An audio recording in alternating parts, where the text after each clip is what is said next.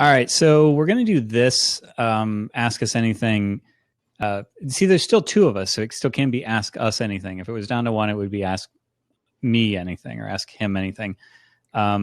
Basically, we love Blab except when we hate Blab and want it to die. But every single cloud, silver lining, right? I think while we were waiting, because Christina's so awesome and she hopped right on it, we have a solution already. I don't know if we'll be able to get it going by tomorrow, but I think we're going to start using Zoom instead of Blab. Zoom is what we use internally for our meetings, but there's a way to make it public so that you guys can. Maybe there's an off-air function. I don't know. Maybe. Oh my God! Could you imagine? So, like, I'm so you know that thing that I know this is going to be interesting to everybody, but you know that thing I slacked you about an hour ago.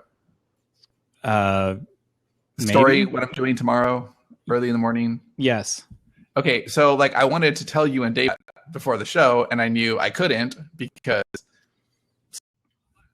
right? Dude, if you want to get penis elongation treatments, I don't think anybody's going to have a problem with it. No, nobody would. So I think that because we needed a webinar solution for boot camp. And so Christine looked into a bunch of different solutions. GoToWebinar is the big one that everybody seems to use. We've used that a couple times, but we like Zoom a lot. It's been really good for company meetings, and I don't know, it seems like a great company. So we looked into that, and they had a great webinar solution. So we're trying that, but we just looked into it, and because you can have comments for webinar, you can have a smaller room with fewer people, and it's not too cost prohibitive for us to just do it. I'd rather have a good paid solution than dicking around with Blab every week. So if Blab's not going to cut it, we'll still be able to have comments and be live, but without all the fuckery for you guys. So would this be a bad time to bitch about Blab in its beta phase and then segue into Kathy's question about how StoryShop was doing? Like a bad segue to make? No, it seems appropriate. Yeah, so poor Seth is just not poor Seth. Like I feel bad for him because he's doing a ton of work, but I also feel that he's doing it very heroically. Like he's been great with handling StoryShop's troublesome initial beta period, and this is beta. Like okay. So I should explain in case that's not clear. Like we're having a rough first week or two, and that's beta. Like that's beta. Well, it's 1 week. It's been 6 days. It'd be 1 week tomorrow. Okay. So, and in retrospect, we probably shouldn't have done the thing where we said, "Hey, you all are beta users."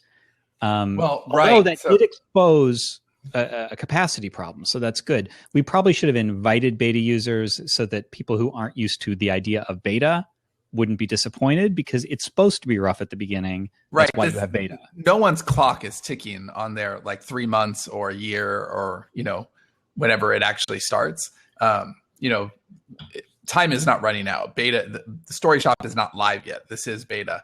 But yeah, I think if we had to do it over again, we would have asked who wanted to be a part of beta instead of just opening the doors, because I don't know. I think there's been a flaw in that, but maybe not. Maybe that's good for Seth because he gets a lot of it out of the way all at once. I'm not really sure, but we do know that the problem right now is kind of out of his hands. He's just waiting for answers, and that's really frustrating to him because he can't do anything until he gets the answers. So we were trying to figure it out today, because part of the work we'll be doing with Bootcamp next week, it involves story shopping stuff. And we're probably just going to go back to 1.0 and kind of use some of our Scrivener files to demonstrate the exact same material. It's not like we need StoryShop to do that, but it would have been fun and sexy with our brand new toy. But yeah, Seth is, I don't know, the first night he was up until 3 a.m. So it went live, 2:00 on Friday. And by 3:00 in the morning, he was just, okay, I got to take a nap. But yeah, he's really been kicking ass. He's trying really hard. And I mean, that's beta. But yeah, it's yes, Kathy, you're right. It does seem to be a cloud service issue. And you're also right. They have not updated. So we're just waiting for answers to see what the problem is there, because we can't do anything about it until we understand. But they have not responded, and I think it's been almost 48 hours, which is kind of ridiculous. So we're just waiting for an answer. But and by we, I mean Seth, we'll get it straightened out. And obviously it won't go to beta until it is worked out. That's kind of the whole point. Tomorrow we have Seth on the show, and he'll talk a little bit about that, I'm sure. But he has this big fun announcement to to talk about once Story Shop is out of beta, what's next for Story Shop. And that's pretty exciting, because it would have been more fun to talk about it if Story Shop was not experiencing beta problems, to be able to talk about the triumphant next step. But hey, yeah, for sure.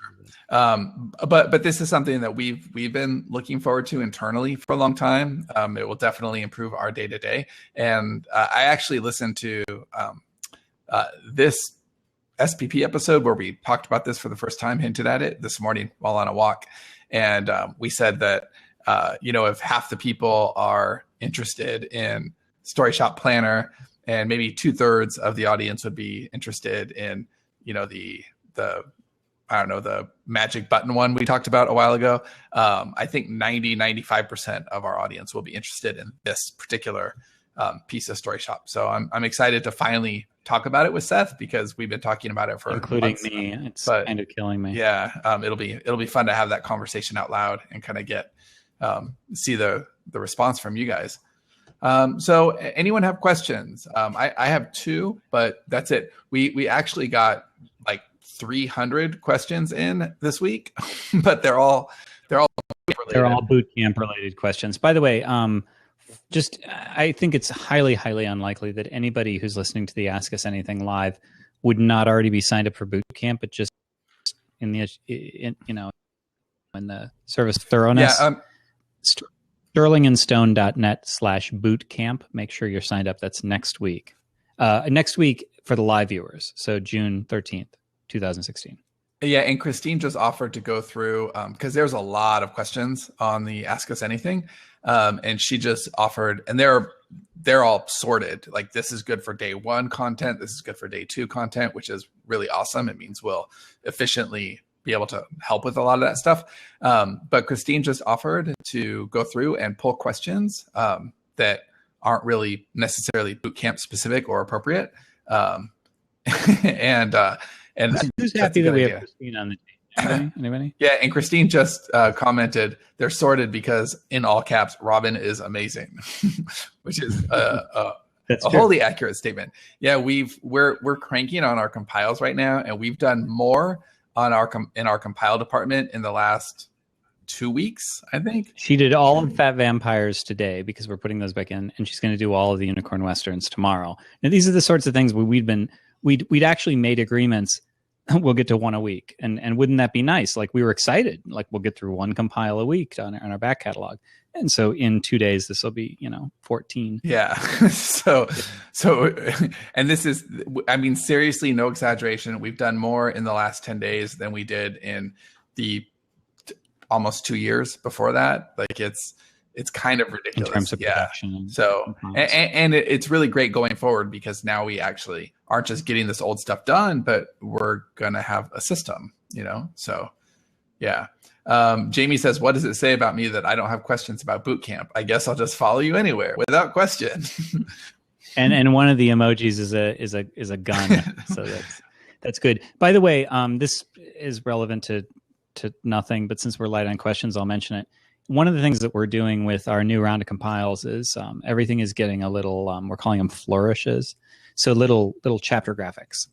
And so our compiles aren't just boring like text. We're actually putting a graphic above the chapter number and our name or whatever it is for every book. And Donovan just sent me, I said Unicorn Western 8. If you remember, that's the one where there's the time leap and he's kind of old and grizzled. Remember that? I got a beard. So I got a beard. So my suggestion was like a rusty revolver, and the flourish that Donovan sent 2, and the one that I picked is this kind of old, like, it's like the metal out of the middle of the revolver with the wood stocks removed. It's kind of fallen apart, and that's going to be the That's the fantastic. flourish image for Unicorn Western 8, which is going to be That's cool. really cool. I can't wait to see all those in print. That'll be fun. Damn Hell 5000 just mentioned that I cut out a little bit during the web address. That's sterlingandstone.net/bootcamp. That's the free boot camp that's all next week. And Dave is as excited as Dave was to join the Ask Us Anything. You can bet he's super excited about 2 hours a day of live broadcast all next week. Yeah, he's hype for sure. Dave is also saying in Slack that a bunch of people on Twitter cannot get in. So he wants everybody to know, fuck Blab. I think that if Dave isn't going to be here live, Dave should at least entertain us by putting funny Photoshops in Slack. Oh, that would be nice. You tell him, and I'll get to this first question here. Okay, get to the first question. All right. So this is from Derek. I have a question about emailing my list. I started the list perhaps 18 months ago, and it's been building over that time. The only thing I've ever sent them is the welcome email. I know I have a new book coming out. I want to contact them about it, but I have no idea the best way to go about that. Do you have any advice? Yeah, absolutely. You really need to warm that list because I guarantee you, if the only thing you've sent them in 18 months is a welcome email, most of them have forgotten who you are. It doesn't matter how awesome your book is. They don't know who you are. They don't remember signing up to your list, and they're probably going to like unsubscribe, click spam, or just be irritated. So you've got to warm that list. And the first email that you send can't be, hey, I haven't talked to you in a long time. Buy my shit. Buy my book. Yeah, it's just a bad idea. So you can write a little short story or entertain them. Maybe send an email that says, sorry, I haven't talked to you in a long time. I know you signed up for my list, and I've just been really busy writing. I think one of my reacquaintance emails was called Sorry, We Suck. Right. Like, I think that was literally the subject line. Yeah, and that works, but it has to work for your personality. But only you know who you are and what kind of email is going to be best. But you can't just you can't ignore the fact that you haven't talked to them in a year and a half. Like that's not going to work. You need to address the problem that you haven't talked to them and send them something. That doesn't mean you have to send them a free short story if you don't have time to write that. Although I do think that's a good idea, something that reminds them of who you are and why they signed up. But, maybe a link to your cover or a link to something that inspired you along the way. Like, let's say,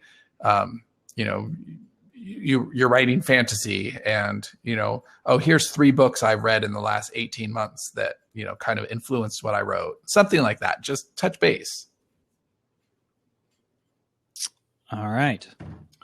This is going to go fast tonight. Okay, so we do have a live question here, which is great. How often should we be keeping up with the list? Is once a month enough for an author? I don't think that there's a definite answer there. I think it's your comfort level. But I do think consistency is the most important. I think that if you're going to do it every week, you got to do it every week. If you're going to do it once a month, do it every month. But if you email once a month and then all of a sudden you start emailing every few days, you're really going to annoy your subscribers. It's about establishing it right away, what the consistency is. So on the Roman Sands list, which is very consistent, somebody subscribes, they get a welcome email, and then they get an email every single week. And so when we broadcast, it's slightly less than every single week, to be fair. Well, mostly, right? But it's approximate. And the autoresponder is definitely every week, right? Yes, but I don't think our autoresponder is really quite right. But that's besides the point. But as far as frequency, because you're training. Right? Yeah, it is every week. That's the way it's currently set. So you're establishing that. You're saying this is right. That's true. If we don't do anything, then they are hearing from us once a week at the beginning. Yeah, and that's training the reader. Then they know what to expect, and then that's really important, because if you do that every month and then you try to go every week, you're going to be annoying. And if you do every week and then you go to every month, they're going to say, "Where's my emails?" So just establish that and stay consistent. Okay, I do have another one, but I lost it. Damn it, where'd it go? Love that. Okay, this is from Anonymous. When working with a collaborator, how can we brainstorm and move forward in spite of distractions and disagreements? I suppose it depends on the disagreements and the distractions. That's exactly what I was going to say. Are the distractions like really crippling distractions, or are the disagreements really? Because yeah, like we don't have. I mean, it depends on your personalities and your working relationship. It's just like saying, what's the best way to have harmony in my marriage? And I know nothing about either of the people involved in the marriage. Like that's just you kind of can't answer that. The relationships that we have in Sterling and Stone, so Sean and Dave working directly together, me and Sean working directly together, and the three of us working, on the podcast and other things. Those are very specific kinds of relationships. And we have this, it's kind of like how if in a relationship, like, with in a marriage or something, if you have the same basic ideologies, you don't have to necessarily agree on every little thing because the same things are behind what you do, the same kind of higher tier. It's like meta. And I think that one of the things that happens with us is we all kind of obey the story and we have different interpretations of what that means. But I can't think of a time, at least between Sean and I, where one of us has really dug in our heels and the other hasn't wanted to. Like, I don't think we've ever had significant story disagreements. Or even really business disagreements. It so depends. I really wish I had a better answer. Yeah, I think that you may want to look at the partnership, because if you're having a lot of disagreements, or if you're having a lot of conflict in that way, maybe distractions is another word for, you're not really interested. You're finding yourself, wanting to zig while your partner's wanting to zag. And if that's the case, then you might want to question the relationship. So, like Johnny said, we don't have conflict, same with Dave and I, we don't have conflict. There's very little conflict in the company. We tend to, if one of us thinks, oh, I think I should go left, and the other one thinks, no, right sounds right to me, then one of two things happen. We either have a very gentle conversation, where one bends, or it's just like, okay, well, whoever's kind of in charge of the project gets their way.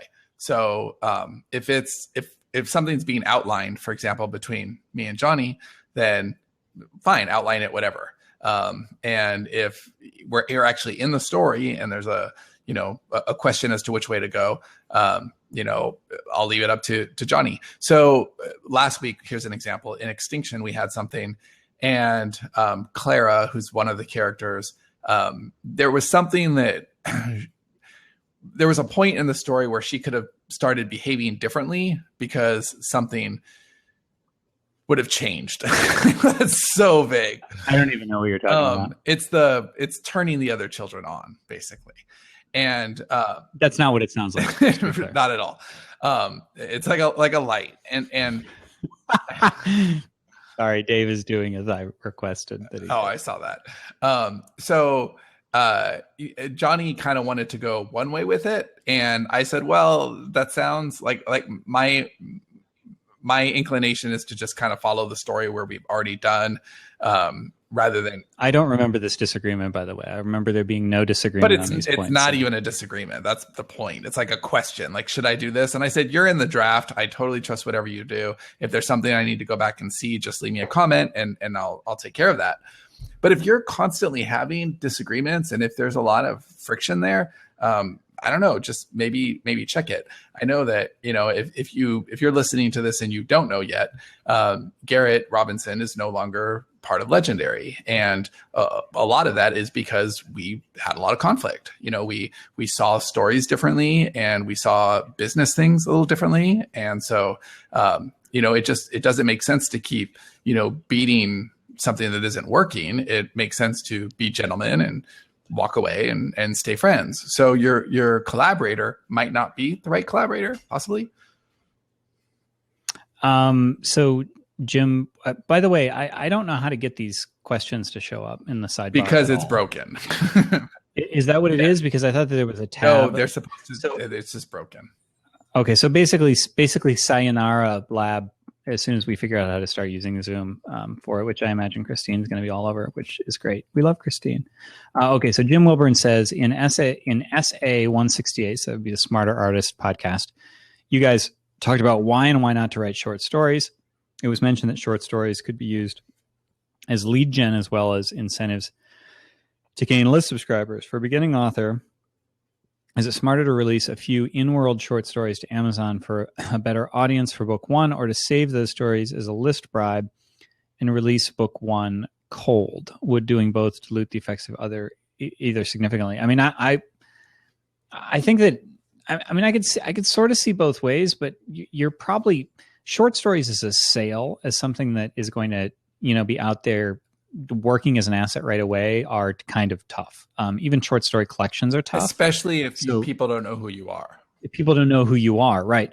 So if you're trying to say, well, I'm going to sell my short stories, I'm going to use them out there to even get free downloads, I think you're much better served putting your energy into a book and then using them as a list build. We actually just had a discussion about this on Tuesday when Sean and I had our meeting, because we're looking at finally launching Dead City, and I snickered a little bit there because I've been listening to it, and I'm just very pleased with my own work. Yeah, it's very, very cool. Dead City is a great project, but we're looking at creating a little list bribe on that. Now, our situation is a little unique because we're working from one medium, which is audio, and then we're trying to get people on a list for print books and stuff. So that's a little harder, but the short version is that we're going to be using a unique story that you can't get anywhere else. Sort of a little, this is something that we took out of the larger book, and here's where we're going to talk about it in the side story, and it's the only place you can get it is by joining Christine, our we'll list. talk to you more specifically about this on Monday. Aren't you excited? Yes, I am excited to have Christine moving into that role as our launch manager too. So that would be my answer, but that does, unless you have anything to add, it actually dovetails exactly into Ken's question to follow about launch. Yeah. Well, the only thing that I would add is just be aware. And Riley, yes, you can ask your question right where you asked. Be aware of specific strategies like that, because everything is different. Think about the style of story that you're trying to tell. Some short stories are going to work much better in some genres. And some styles and all of that. So I would just really pay attention to what your overall objectives are, and don't be too married to one idea. But yeah, I could not agree with Johnny more. I think that short stories are a tough sell on Amazon anyway, or any book retailer. And if people don't know who you are and you're trying to use short stories to drum up interest, that's going to be difficult. Ken's question is launch strategies for later books in a series. He says, do you launch at full price, or do you try the first week at 99 cents and then up to full price?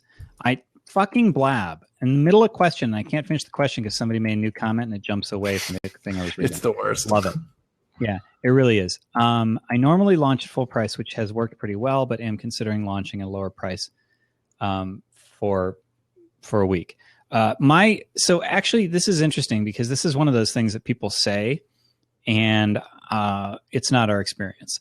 So people do say that later books in a series are usually harder to sell. I remember Ed Robertson, whose strategy and tactics we really believe in and respect, talking about how he was moving to trilogies because it was just getting really hard to market later books in a series. And this is actually really timely because 2 days ago we launched Judgment, which is book 5 in the Invasion series. And so I've been sort of thinking about this, but our experience has not been that later books are harder to market. And I think the reason is because the marketing onus, in my opinion, should not really be on the later books disproportionately. Like, yes, tell people about them. Do what you can. But just keep pimping the marketing should be on the first. Yeah, I totally agree. And I would also add, and I like Ed Robertson's books. I read all of his Breaker series. Actually, no, that's not true. I think he put another one out. But I read a lot of them, and I think he's a good writer, and I enjoyed it. However, I don't think they're connected in a deep enough way to where if I just stopped at the first one, I kind of got the world, I got the story. The second one is all different characters in a different part of the world. It's in the same world, but and you know, the same time period, but it's a very disconnected story. For Invasion, the books are directly related. You know, there's a full, like for Invasion, the first book, there's a full arc, there's a full resolution, it ends, and then we open a brand new wound and close that wound in the second book. And that's what we do for the entire series. And right now we're finishing up Extinction, where we fuck shit up. Like, it's biblical proportions. Like, it's the world is being destroyed by aliens. And so there's this real amplification over time. You know, and that's what, you know, we do have 1-star reviews on the first Invasion. They're like, where's the aliens? Where's all the mayhem? And that's not the story that we were designing. We were designing something that was a slower burn, and it started with the aliens on their way. But by the time you get to 6 books, the 6th book, it's total destruction. And then the 7th book will be the final resolution on that. It's called Resurrection. And, you know, it's how everything settles. And so we have a real escalation to that series. And there's if you like the first book, you're going to be inclined to get the second book. And by the time you hit the 3rd, 4th, 5th book, like, you're invested in the series, you're invested in the world, and you really want to see how it resolves. So that's not really the situation that. I've never understood that, because think about, now this is not that I'm making this direct comparison between us and my example here, but think about how with each Harry Potter release, they got bigger and bigger and bigger. It's because the series is reaching, you know, an apex, and people need to know what happens next. When you're going from book 1 to 2 or 2 to 3, you didn't have that momentum yet. And I think that if you're continuing to build momentum for a series, so actually the best marketing we could have done for Judgment, now the timing was a little bit off, but I'm hardly complaining, is on, when was it? Was it last week? Real recently, maybe it was Monday. We had a BookBub ad for, it was last Wednesday. For Invasion. So about a week before Judgment's release, we had a BookBub ad for Invasion. It was free. And we sold, I would say sold, but they were free. So we downloaded the fuck out of that. And there was like 50,000 downloads that first day. And everything went up, including Judgment. Like, everything just took off. And so the more people we have in the front of that funnel, then yeah, you're gonna have some attrition as you go down a series a little bit. But in general, somebody who gets invested in that series wants to know what happens next and next. And so your decay rate on people who don't make it from one book to the next should be offset by new people coming into the funnel and stacking. When you released book 2, all you had was book 1. When you release book 3, you've got 2 books worth of things where people are invested and are finding you. You have that much longer that people have been finding you. So now, I mean, by the time we release the second book, the 7th book, we're going to have a year and a half of people discovering this series. And Invasion now is ranked like 3,500 in the store. It's like paid. It's 70 to 80 books a day are selling on that, because it just got so much new exposure. So I think that's what you do for new releases. Now, as far as the specifics with, I would not tend to discount. That's just my opinion on it. I don't love that strategy. You can. I think that's personal preference if you want to get more people into it. But we're sort of like, well, if you read the other 4 books, you're going to want this one anyway. So yeah, I think we have another friend who wrote a book that she expected to get like almost 0 attention on. And it was really a fan service book, but it was the 14th book in the series. Right. And I think that by the time you get to that point, it doesn't matter anymore. Of course, it's not going to be as successful, but that's 14 books, and they don't end on cliffhangers. So, you know, your reach does shrink a little bit, you know, book to book to book. But in that case, you know, just think about your books as one long story. And yes, you want to really satisfy the readers each and every time. That's paramount. But if you just kind of stack them, then there's no reason the fifth and sixth book shouldn't be really successful. And if that first book has a lot of eyeballs on it, and that's a healthy way to go, because you're going to get probably more attention, especially if this is your first series, on a fifth or sixth book than you will on starting a brand new series, all other things being equal.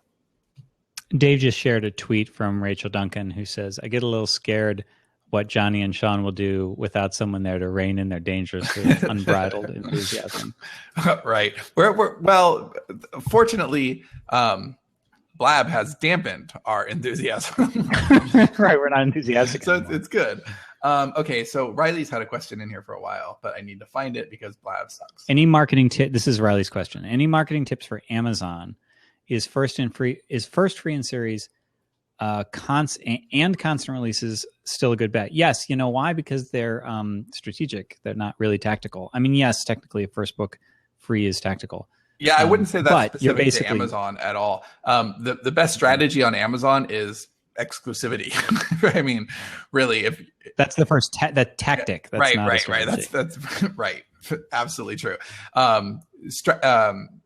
Exclusivity is going to get you all the bells and whistles on Amazon. It's going to get you the page reads. It's going to get you exposure. Amazon's not going to promote you if you're not exclusive. They're just not. So really, that's it. But yes, constant releases is great. And that actually ties into another question right here too, that I lost, but I saw earlier. I would add that first and free, I think, is more effective if you're able to put promotion behind it. Just having it free is not necessarily great. I think it's better than nothing. But I just mentioned that we actually decided once Invasion was flying high, we knew it would dip back down to just getting, I don't know, 50 a day or something. And so we said, well, let's just make it paid. Let's just make it paid. And so when we do make it free again and they're able to put some promotion behind it and say, here, this is free and let's advertise it, it's going to be much more effective. Yeah, I agree. Because once you put stuff on free, it decays kind of fast. And then you're, top 5,000 on the paid or the free list, and no one finds those books, And the people who find them, I would guess there's a greater proportion of people hoarding. Who just kind of right. They only find them when they're new and hot and they're advertised. Those are the people who are more likely to convert. Right, and there are people who just only read free stuff, and you're likelier to find them because they're willing to spend time digging for free shit instead of, oh, that looks good, I'll read that. But there's another question here from MJ McGriff. I would love to get your thoughts on releasing 3 books in a series at the same time or releasing each one a few weeks after one another for a new author, especially on Amazon. And I'm going to tie this to Riley's question because I think they're related here. Riley's asking about constant releases. And I think that's super, super, super important. You stay top of mind for your reader. You stay visible. BookBub will think you're more relevant. We have friends who get a lot of BookBub ads, and part of the secret sauce there is constant releases. They're a hot author. But I would not release all 3 at the same time. I think you should take advantage of things like hot new releases and that 30-day cliff and stay relevant. So if you have 3 books, that's fantastic to launch with 3 books, but I would launch them like a month apart from each other. And I wouldn't release them at the same time. If you release them at the same time, it's like, well, there they are. And they'll all drop off the 30-day cliff at the same time, and you'll be sad at the same time. But don't rely on that whole 30-day cliff. This is my personal opinion, but I think it's a little overrated in terms of how damaging that is. People talk about that like it's a death sentence. You hit the 30-day cliff. I think that if you're relying on algorithmic thinking, then yes, that's true. But we see this in our autoresponder gets really nice response. And Thursdays are autoresponder day. And so we'll get copied on emails on Thursdays that Amy has responded to. And it's amazing how many people say things like, well, I ran across you randomly on for free, or I saw you on BookBub, which nobody can get right, by the way. I've seen BookBub, Book Club, BookBob, Book Blurb. But anyway, and then they'll say, well, I love it. I'm now, you got to read it for life. And like, that's their first book. And who knows if they're really a reader for life, but some people do think that way. And I think that converting people to your list and sort of your tribe is way more important than saying, when am I going to, because you can't surf those more and more. You can't surf those lists. Like it's too competitive. Yeah. Agreed. All right. So there was another question here, but it just got bumped down by Blab. Thanks a lot, Blab. Sarah's. Sarah, I yes. dipped my toe You wanna read in, it? I dipped my toe into KDP Select and it went fairly well.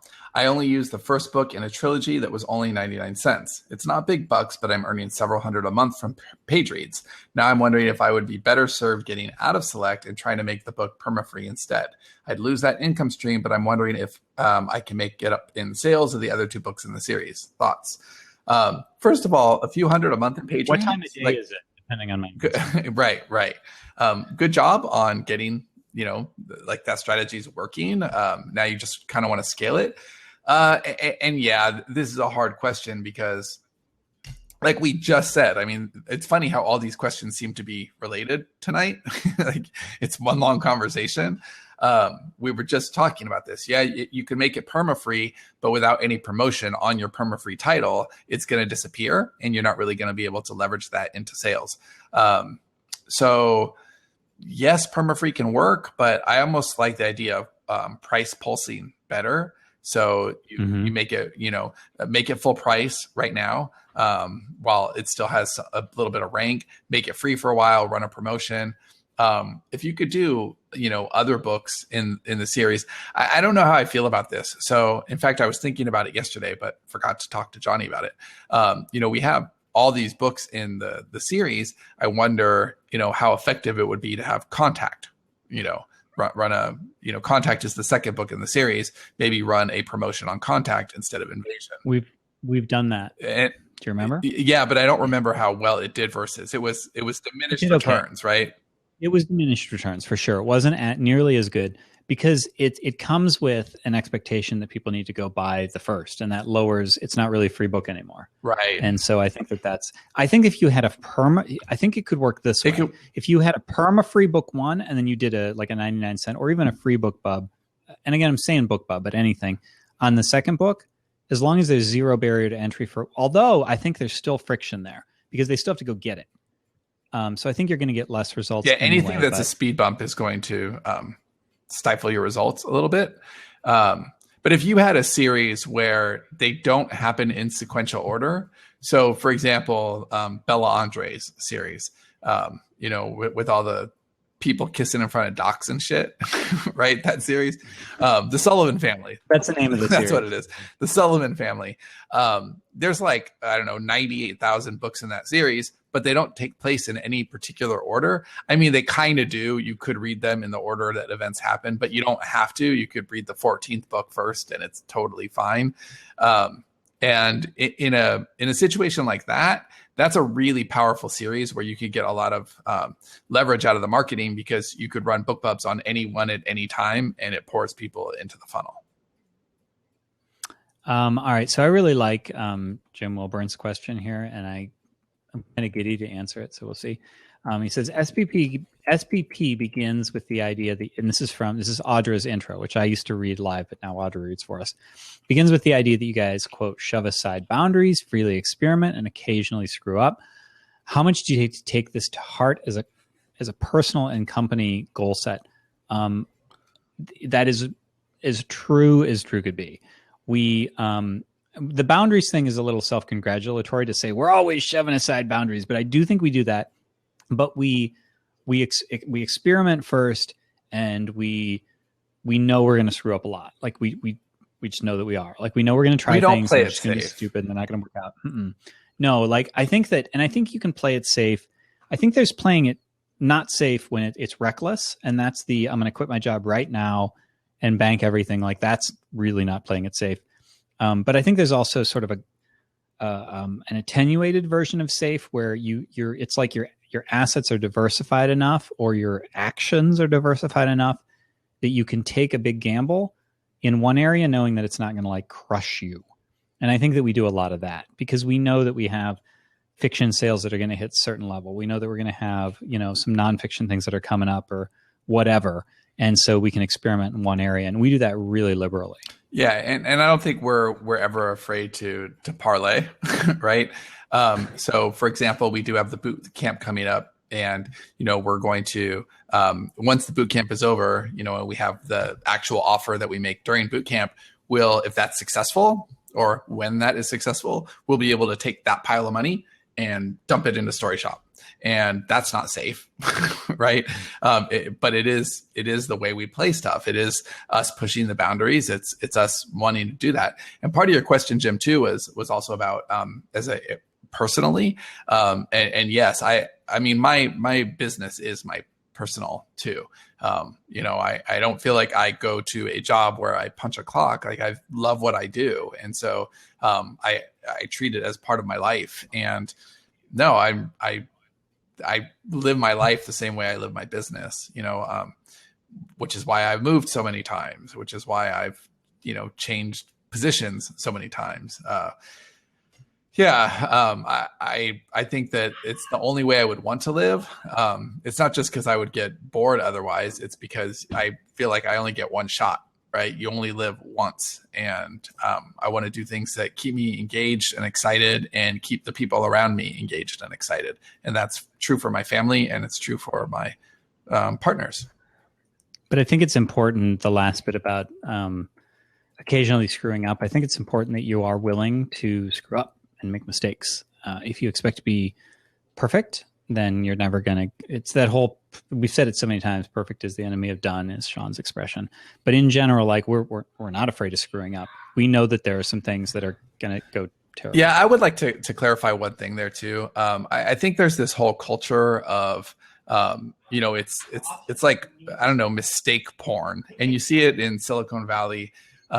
You see it a lot now. It does seem to be a new trend where, fail fast, fail forward. And I do think that it can be taken too much. Just to be clear, we don't try to fail. We don't try to make mistakes. The difference there isn't, I don't really subscribe to the fail fast, fail often mentality. But I think you have to be unafraid that if you make mistakes, it's going to be okay. You're going to figure it out. You're going to get back up, and maybe you're going to run faster than you did before you fell. But I don't think you should actively look to make mistakes. And I do think that there is, a culture that seems to be getting more pervasive, where mistakes are actually encouraged because that's the best way to learn. And I don't quite subscribe to that. I think that mistakes are fine and they're part of the process, and you have to be unafraid of making them, but you shouldn't go out actively and try to make them. So here's a question that Christine pulled out. It says, what do you outsource, to whom, not the named individual, but general qualifications or skills you looked for? This is actually appropriate for us right now, because just yesterday, Sean and I interviewed 4 people who Amy had pre-screened for us out of a larger applicant field for our customer service position. And so I think that the rule, and I actually don't know for sure your definition on this, Sean, but as to what things you should outsource, I would say that the general rules are something that is consuming time out of, like, you could use your time better, basically, if you weren't using it for this ancillary job, and something that can be outsourced, something that can be done to somebody with either a better skill set in that particular area than you.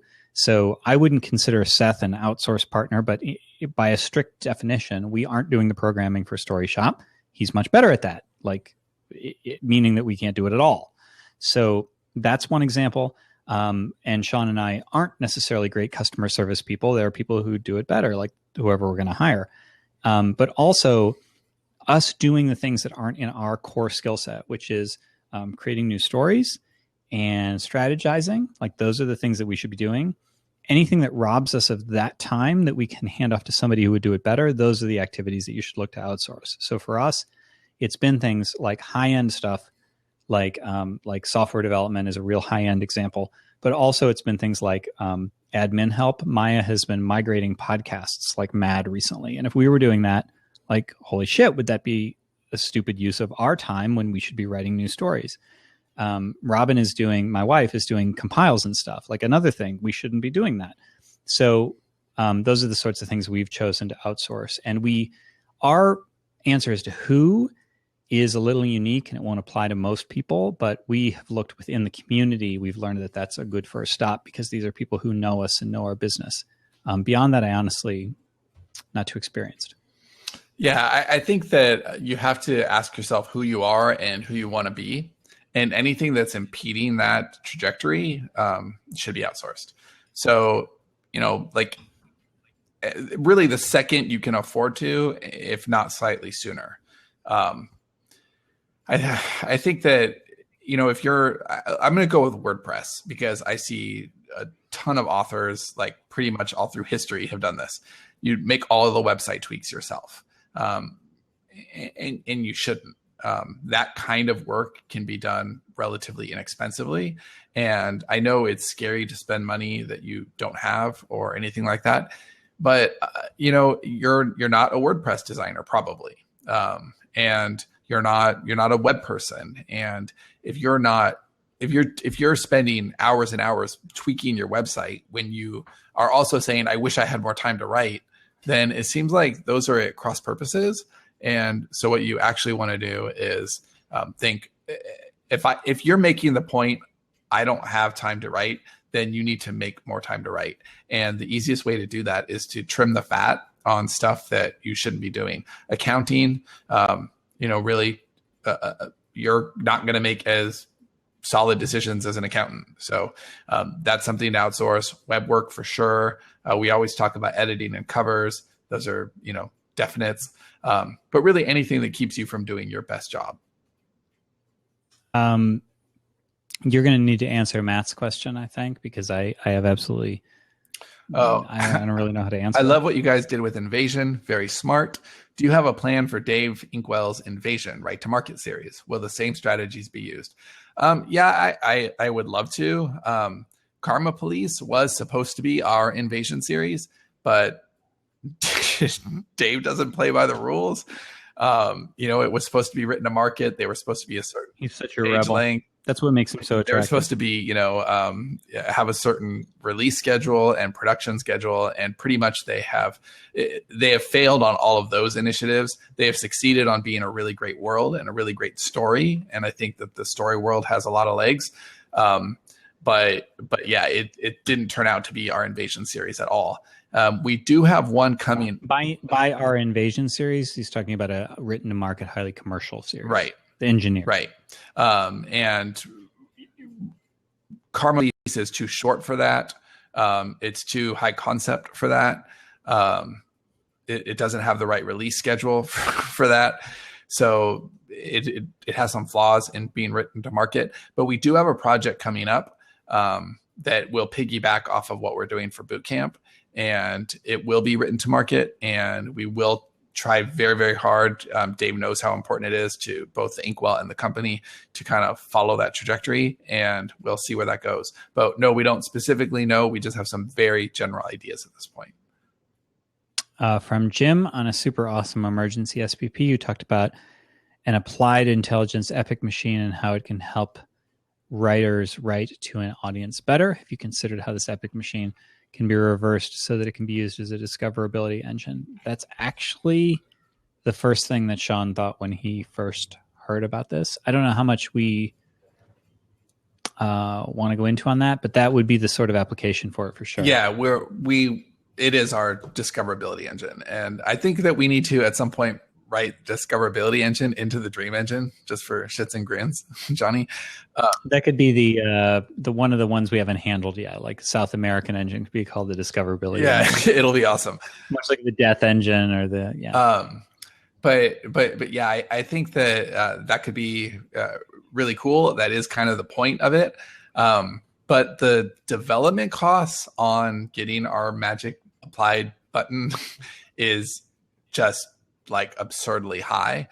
So it's not something we can do right away. The potential is there. And we're funding 2 other things right now. Right. And so that one just has a really big price tag. And the thing that we're going to talk about on tomorrow's SPP also has a big price tag. And we think it'll help more of the community more immediately. And it's going to be free. Like it's something that will be free. So I don't know.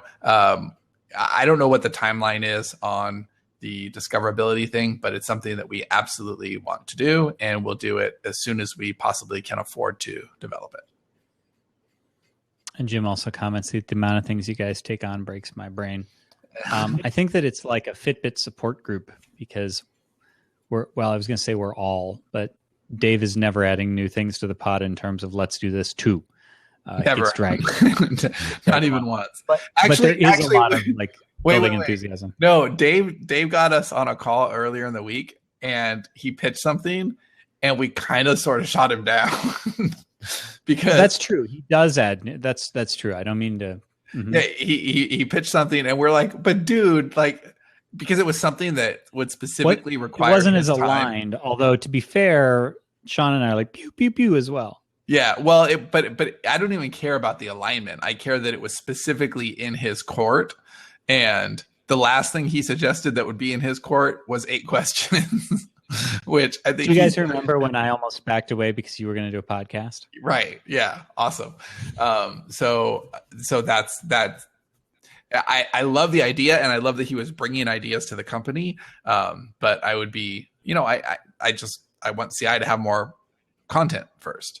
So anyhow, do we have more from Christine? I don't see anything in the comment section. What are the specific tools you use in your author business? She's putting them in Slack. Why for each, and what makes each tool more valuable than similar options? The first place that I would point to is our tools page on the site, sterlingandstone.net/tools. A lot of that still needs to be kind of fleshed out and built out, and we'll point to some of that stuff with the autoresponder and stuff. That's part of what Christine will help us with once she's through the currently huge batch of crap that we keep throwing at her. But right now it's Scrivener and Dropbox is 99% of what I use on a daily basis. That and the internet. I think that will change a little bit with the stuff that we have going forward with StoryShop once that's rock solid, and especially the new addition to StoryShop that we're going to divulge on the June 10th self-publishing podcast, the one that's recorded live on June 10th. That is going to become our primary tool. Very excited. Yeah, and related, what are favorite physical writing tools and places? Laptop, ergonomic keyboard, dark room in a basement, or naturally lit sunny spot? I have a standing desk that I just bought, but I haven't used. It's going to be delivered.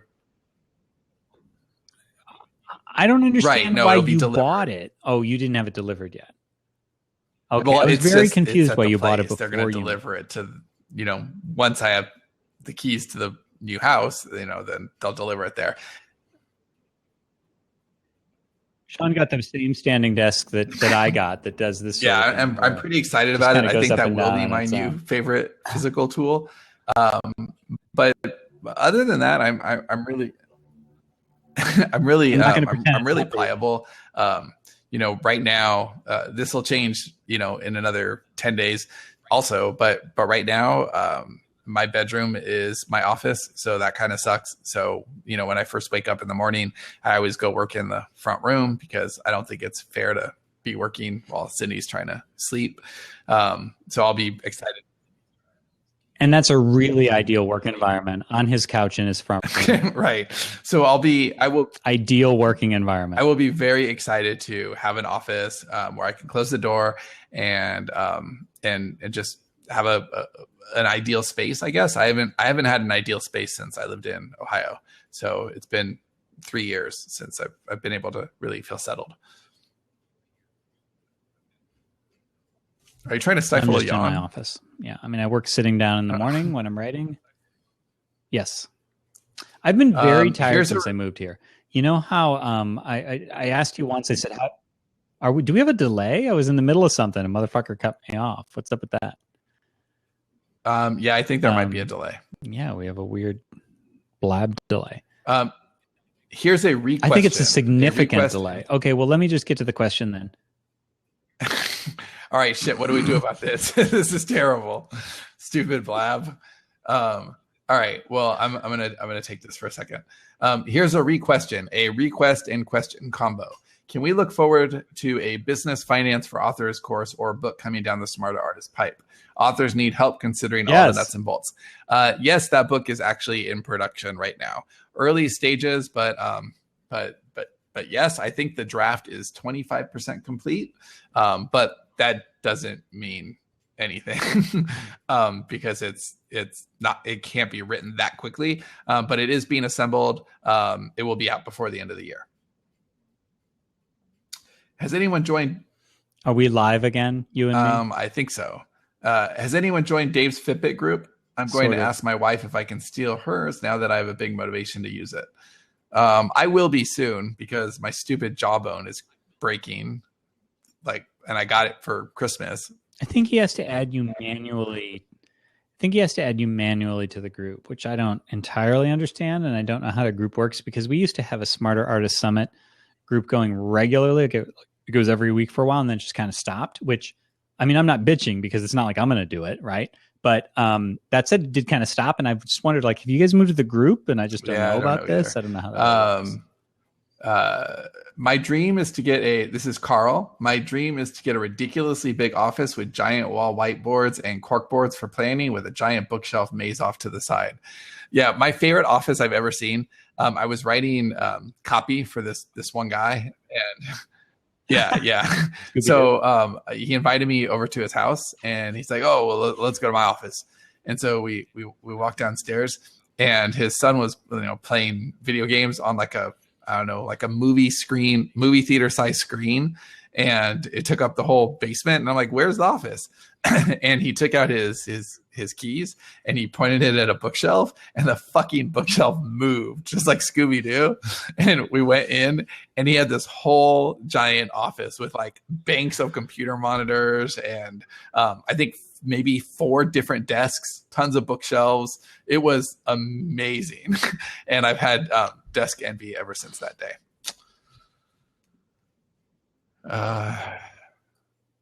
Okay, so another one Christine pulled: for a first-time novelist, how important is it to be writing every day as opposed to reading? I would love to do both, but time is precious. I think you should do both, but that said, I think I would default to yeah, writing, I think you have to develop like the habit.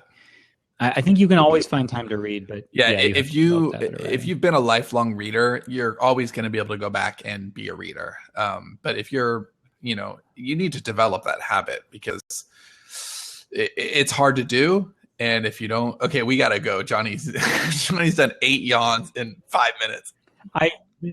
Well, the story I started to tell was that ever since I moved here, I know that once upon a time I said, how do you sleep? Because a lot of times I have problems sleeping and I wake up in the middle of the night. That bullshit's gone. Like I wake up to I always have to use the bathroom in the middle of the night. It's a whole big thing. And I wake up several times, but I'm like out right away.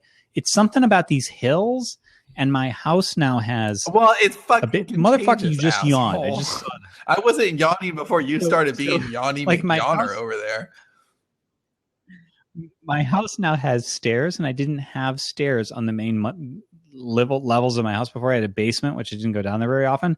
And so like I never don't hit my steps goal or my stairs flights goal on Fitbit anymore because I'm always running up and down stairs. So I think that I'm just habitually tired all the time now. Yeah. So well, we've got one last question here. So that's good timing. How do you know who to trust and who to follow and who to take advice from? Yeah, I think you that's should trust us. I think that you need to look at people who are doing the things that you want to do or have already done shit. Because there's a lot of people out there who say shit, but they're not doing shit. And I think that's a really big dividing line. If you look at people who are, especially in this space, people who are, they do make a living telling people how to make a living. And it's just really circular and it's kind of bullshit. So look at, if you're telling me, if you're giving me this advice, what have you actually done? What is your resume? And yeah, it doesn't matter where they went to school or any of that bullshit, but how many books have they published? How successful were those books? What is their background? Like that kind of thing is important because, you'll see a lot of people will write one book. My very favorite example of this in the entire world is Ryan Holiday wrote that. He wrote a book. Yeah, he wrote a book called Putting My Foot Down. He literally took a picture of his foot and wrote like a 2-page nothing book. And through some shenanigans made it a #1 bestseller in his sub niche, and then claimed he was a #1 best-selling author. And he did it just to prove the bullshit shenanigans you can pull on Amazon and make these wild, ridiculous claims. And so I think that it's important to really look at what the people, not just what they're saying, but how they're saying, what their true message is, what their intentions are. Are they giving... Just to be clear, this has 13 5-star reviews. So Does it still? Wouldn't dismiss it. Oh man, I want to read it. Mm-hmm. It's 671,000 in the store, though. So. Yeah, so I think that's all just kind of important stuff. So is that it, Rip Van Winkle? I have nothing to add to that. Okay, well, I imagine everybody. Vanilla Ice's real name is Rob Van Winkle. Did you know that? It's very important. I did know that. There's the delay again. Yeah, so I imagine everybody listening to this right now will be at our boot camp next week. So we'll see you guys all there. Sterling and that's right. Any final questions before we go? Nope. All right. Well, you guys are awesome. We're sorry Dave wasn't here. Yeah, Blab is balls. Sorry about we'll Blab. Fix that. Maybe we can. We got a solution. Not tomorrow, but maybe next Friday. Yeah, hopefully we can figure. I don't know if we'll be able to figure it out. No, I kind of don't want to figure it out first thing tomorrow, right? And we won't be recording an episodes the week after that because it's boot camp. So Lori says, "What was Johnny drinking on juice?" Yeah, pretty much. White Russian is sleepy juice. All right, go take your nap. Revitalized it. All right, bye everyone. Thanks for joining. Bye guys.